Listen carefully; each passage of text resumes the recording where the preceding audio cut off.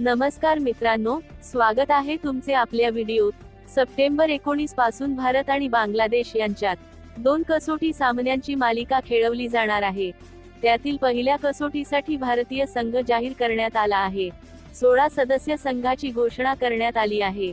तर आज आपण पहिल्या कसोटी सामन्यात भारतीय संघाची प्लेइंग 11 कशी असू शकते तेच पाहणार आहोत।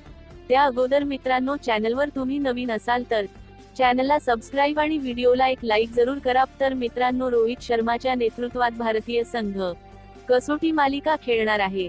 तर पहिल्या सामन्यात असा असेल भारतीय संघ: रोहित शर्मा आणि यशस्वी जयस्वाल सलामीला येतील। त्यानंतर शुभमन गिल, विराट कोहली, सरफराज खान आणि ऋषभ पंत मधल्या फळीत खेळतील।